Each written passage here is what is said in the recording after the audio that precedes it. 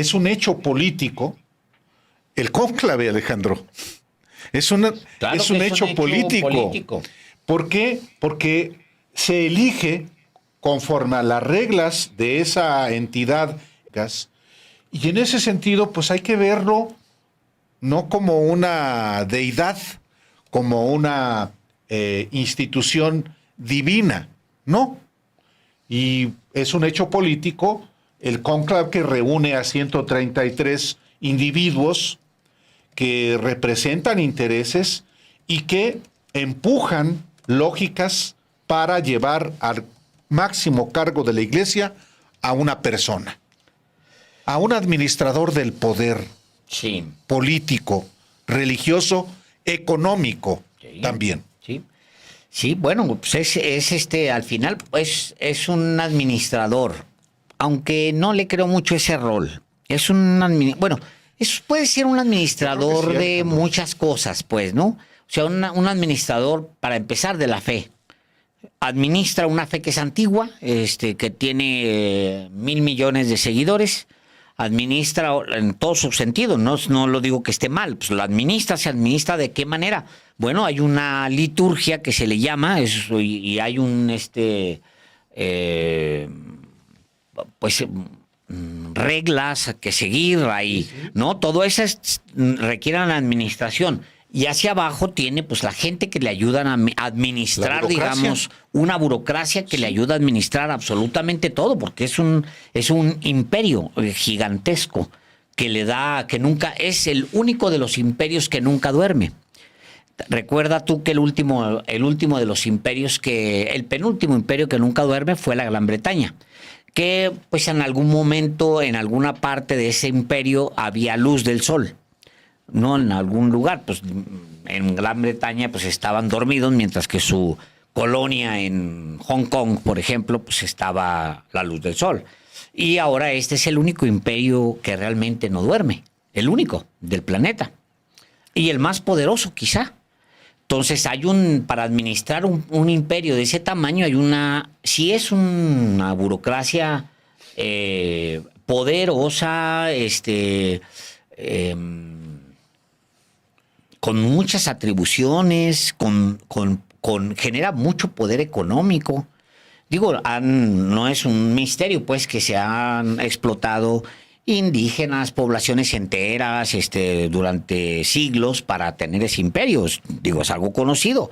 No se construyen solas las catedrales, por lo regular se construyen, pues lo construye con donativos, con esto, y también con el esfuerzo, con el saqueo, con la expoliación de los pueblos. Y todo eso no se administra solo. Ahora, el Papa es una figura no simbólica y a la vez muy simbólica. Ejerce un poder real en la fe, digamos, ¿no? En ¿qué es la fe? En digamos, la definición que viene en la Biblia es la constancia de las cosas que se quedan y la manifestación de las cosas que no se ven. ¿Y qué significa eso? Bueno, pues es lo que no se ve. Tienes que creer y no se ve, y lo administras, Álvaro, ¿eh? Porque eso es la fe, administra lo que no ves. Entonces, ahí es una administración de algo que nunca se ve, que no es tangible, que es la fe. Pero por el otro lado, los fierros. O las piedras. Y las piedras. O sea, ¿no? Las catedrales y los bancos.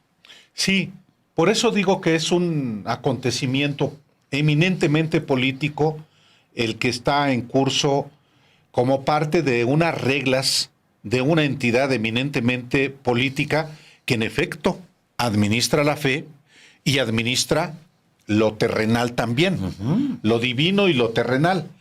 Pero esta encerrona que tienen los máximos jerarcas de la Iglesia, los cardenales que tienen ese poder para emitir su voto, por supuesto que es un acontecimiento político en el que hay un rejuego de intereses. hay intereses económicos indiscutiblemente, hay intereses doctrinales, los hay indiscutiblemente. El que haya religiosos que tengan una determinada concepción sobre lo que debe ser la administración de la fe, la práctica religiosa a favor o en contra de ciertos segmentos sociales o sectores sociales, es una definición también. En ese sentido, pues hoy, en este cónclave en el que participan 133 cardenales, hay cardenales muy conservadores que quisieran inclusive, como ayer lo platicábamos con el embajador de México en el Vaticano, Alberto Barranco Chavarría, que quisieran, por ejemplo, regresar a la liturgia preconciliar, es decir, a cómo se impartía la misa antes del Concilio Vaticano II, que fue impulsado por el Papa Juan XXIII y por Paulo VI, que era una misa que se decía en latín, dándole la espalda a los fieles católicos, y nadie entendía nada. El Concilio Vaticano II, entre tantos cambios que impulsó, fue acercar justamente los ritos a la población creyente para hacerlos más accesibles. Entonces, la Iglesia está hoy efectivamente en una encrucijada. Si hay una continuidad en la teología muy particular de Francisco, una teología progresista, o hay un cambio en ese sentido y vuelven los ultraconservadores, cuyo máximo exponente, por lo menos en las décadas más recientes, es Juan Pablo II. Entonces, pues eso es lo que está discutiéndose allá en la Capilla Sixtina, ese lugar extraordinario, hermoso en términos de artísticos, y que hoy cumplió su primer día y no hubo acuerdo.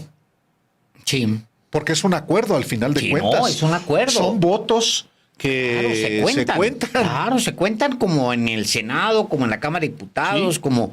O sea, se trata de un cuerpo colegiado, Álvaro, el que está tomando la determinación. Exactamente. ¿No? Y están yéndose a rondas, o sea, a rondas. De hecho, entiendo que es como primera ronda, segunda ronda, se van eliminando algunos, van entrando algunos otros, etcétera, hasta que tienes una mayoría.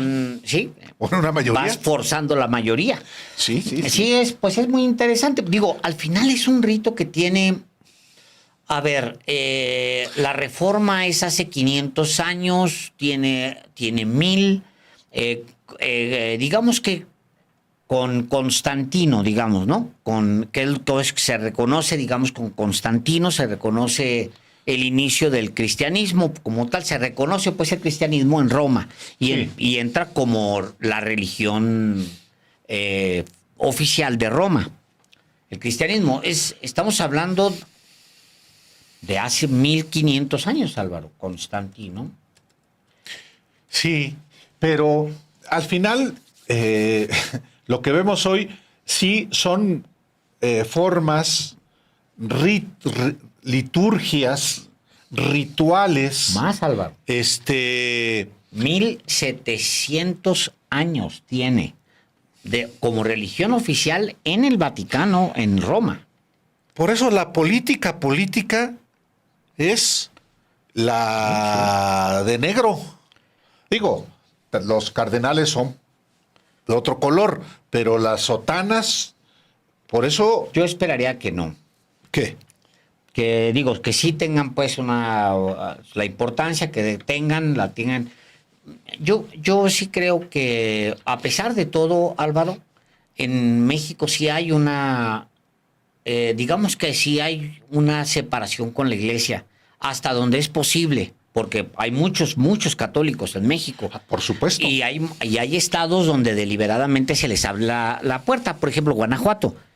Yo no he visto una cosa tan escandalosa como que los curas se meten, ponen secretarios de Estado en Guanajuato. En Querétaro, en Aguascalientes, Fíjate, Alejandro. Juntan En Yucatán. y les leen la cartilla a los medios de comunicación. También. Me tocó eso por una persona que me contó directamente. Sí, estuvo en una de las reuniones. El poder de la Iglesia Católica en México es histórica y no, pues no es fortuito que haya habido de parte de las instituciones del Estado ponerles un alto. Sí. Por eso la reforma en el siglo XIX. Por eso también la Constitución de 1917. Correcto. Por eso también hubo una guerra, la Guerra Cristera, 1926-1929. Por eso también hubo de pronto un anticlericalismo y una intolerancia religiosa, también hay que decirlo. También, claro. O sea, pero en México está garantizada la libertad de creencias, que cada persona crea en lo que quiera o que no cree nada. Sí. Eso también está garantizado en la Constitución. Y en ese sentido, creo que México no hay país en el hemisferio americano que tenga esa característica. En México sí hubo estos acontecimientos que en buena medida explican que la mayoría de los mexicanos, aunque sean católicos, sí ven una separación entre la creencia personal y los asuntos públicos. Sí. Constantino cambia en el año 312 del politeísmo romano al cristianismo, que es la religión de un solo Dios, en el año 312. O sea, hace que tiene, bueno, es un culto realmente milenario. Milenario, o sea, qué barbaridad. Por eso es tan complicado cualquier cambio, Alejandro. Sí. Cualquier cambio que en la iglesia se trate de hacer, sí lleva su tiempo, mucho tiempo muchas veces. Y cualquier cambio que se intente genera también, pues, resistencias. Sí. Resistencias. Era pues todo lo que sí es cierto, Álvaro, es que ha tenido cismas la iglesia que han producido muy importantes decisiones y separaciones, brazos. La reforma. La reforma es una de ellas. Es una de las, una reacción. Pero yo digo que incluso el hecho de los gobiernos que en el siglo XX, por ejemplo, vetaron la religión, sobre todo el bloque socialista, pues, ¿no? Que dijo, no, espérate, para afuera. Lo tuvieron que hacer así, Álvaro, porque no tuvieron una guerra de reforma, como nosotros. Ni tuvieron el siguiente primera mitad del siglo XX, donde nosotros enfrentamos una resistencia de los jerarcas de la iglesia. Es correcto, y a nivel celular, ya los curas muy locales, muy focalizados, pero ellos no la tuvieron. Nosotros la tuvimos, y yo creo que eso eliminó muchas tensiones. Lo mismo que nuestra revolución, lo mismo que nuestra independencia, Por eso la Constitución del 17 sí, que es se maravillosa, retoma de la Constitución de 1857, particularmente en el artículo 3º constitucional, el 27, el 130. Sí. Es decir, la Constitución de México es producto justamente de acontecimientos sociales. Sí. Y se va adaptando también. Sí. La Constitución del 17 en particular, Álvaro, iba a ser una constitución menos progresista de lo que terminó siendo. Porque el primer documento que lleva Carranza al constituyente no es un documento progresista. Tampoco plantea el tema, por ejemplo, del justo reparto de la tierra. No lo plantea. Hay Mújica. Y Francisco todos ellos J. Mújica es muy importantísimo. Soto y Gama, todos ellos se meten en una discusión que cambia la Constitución del 17 porque ya llevaban su Constitución fresa, muy pequeño burguesa y Y burguesa, abiertamente burguesa, y ahí... Muy porfirista, sí, claro, pero democrática. Ay, sí, sí, claro, no, moviéndole aquí, no, esta parte no, si no se quieran meter con las haciendas, pues mira. Y ahí hay un levantamiento que se entiende y tiene Carranza la sensibilidad, enorme sensibilidad, de decir, acepto, que vámonos, es una discusión democrática, vámonos. La orientación de carácter social. No, bueno, los discursos pues es que de para Soto eso y Gama, había habido una revolución. Era la revolución la que estaba triunfando sobre sobre el constituyente, Álvaro. Que es muy apasionante. Sí, pues, ¿no? sí. Fíjate, y hablamos de esto porque finalmente tiene que ver. Uh-huh. En México, el poder religioso sigue siendo muy importante, pero no tenía ningún límite hasta la reforma. Sí. La reforma le dice, momento. Sí. Y bueno, en los países donde que tenemos un origen de España, por supuesto que el poder religioso era preponderante. Lo sigue siendo. Y con España, por cierto, Alejandro, hoy también la presidenta se refiere a lo de Beatriz Gutiérrez, la esposa del presidente, sobre... Sí, dice, no tengo información. Sí. Bueno, no tiene información porque no hay información. Porque básicamente, así como se los digo, el único que ha publicado algo filtrado de manera mal hecha, filtrado por la embajada de España en México, al corresponsal de ABC, es justamente el ABC. ¿Qué le filtraron? Que en teoría ella preguntó sobre un trámite para irse legalmente a estudiar a España. Es todo lo que hay, Álvaro. No hay más. Por eso, pues la presidenta dijo, sí. Oye, no lo sé, pero para solicitar información hay que hacer cita. Entiendo que sí. También para preguntar, oiga, quiero irme a estudiar. A ver, yo tengo estas condiciones, a ver cuál me acomoda. Voy con esta beca, voy en esta condición, tengo solvencia, o sea, tienes que explicarle pues a un cónsul, me imagino, ¿no? Sí, bueno, ante Para el cónsul, hacerlo, no, Alejandro, ya tienes, cuando vas ahí es porque ya vas a satisfacer los requisitos de tu solicitud. O llegas más bien a preguntar, ¿no? Porque es lo que plantea la nota de la ABC. Dice el diario monárquico que fue a preguntar. Bueno, yo creo que Beatriz Gutiérrez puede efectivamente seguir guardando silencio o puede perfectamente decir, es un personaje público, por más que no haya sido ni sea servidora pública, pues sí es la esposa del expresidente Andrés Manuel López Obrador, pero es su prerrogativa, esa es su decisión. Álvaro, ya para cerrar el tema del Papa, dice hoy Radio Francia Internacional que el humo blanco o negro, gris del cónclave contiene distintos químicos. Fíjate bien lo que te voy a decir. En esta nota que publica en Radio Francia Internacional, se llama Gerald Bosman del Sons. Así algo así, cosas así se debe pronunciar. Pues, no me pidan más tampoco, es mi lengua. Pero bueno, dice, el Vaticano está en turbulencia durante la sede apostólica vacante. El periodo que transcurre entre el fallecimiento Mira, ya sabemos un término. El Vaticano está en turbulencia durante la sede apostólica vacante. El periodo que transcurre entre el fallecimiento de un papa y la elección del siguiente. Desde la muerte de Francisco el lunes de Pascua 21 de abril, los cardenales convergen a la ciudad-estado. Tras asistir al funeral, 133 de ellos, los menores de 80 años, se disponen a elegir sucesor del Papa argentino.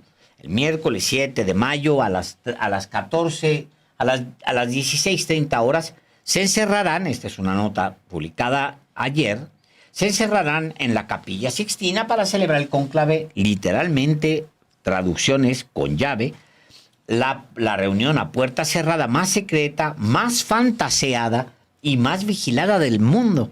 Su única misión, elevar a uno de sus pares al trono de Pedro.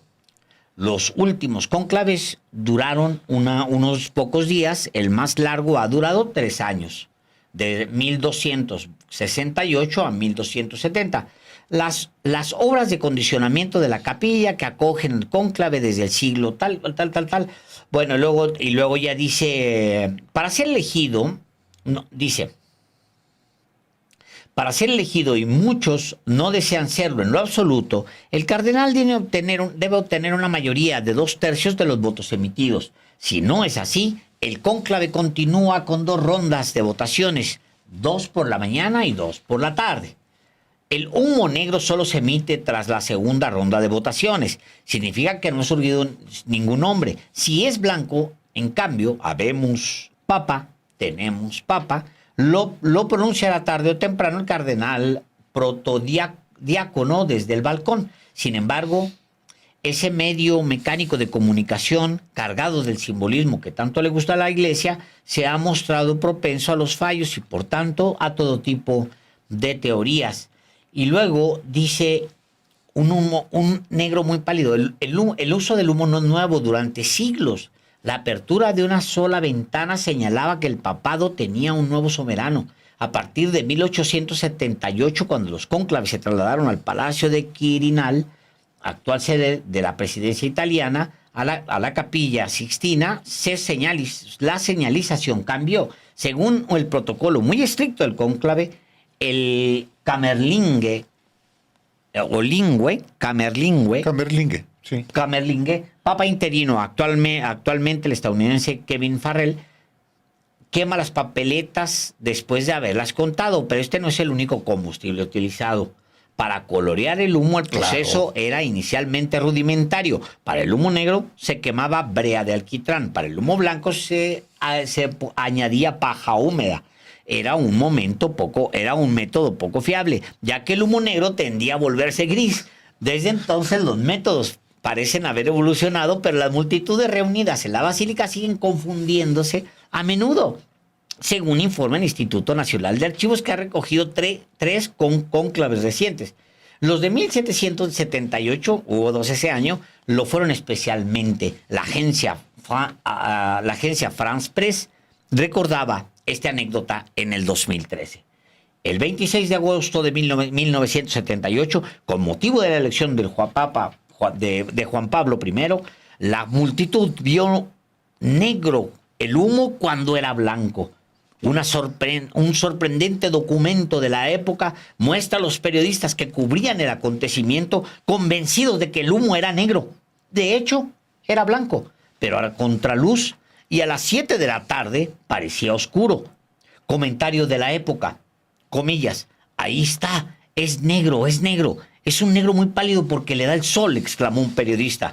El Papa es elegido, exclamó otro. El humo es negro. ¡Qué mal presagio!, dijo alguien más tarde sobre el cardenal Albino Luciani, fallecido a los 33 días de su pontificado. Y ya sigue contando que le ponen un químico, pues, le agregan. Por supuesto. Claro, para los creyentes, desde que yo me acuerdo, decía, no, es que el Espíritu Santo es el que pinta el humo. Claro. Sí, no, el Espíritu Santo es el que guía, el que elige al nuevo Papa y por tanto es el que tiñe, el que impregna de una tonalidad blanca o negra. La negra el Espíritu Santo no ha decidido aún, y el color blanco, ya el Espíritu Santo se manifestó, ya hay Papa.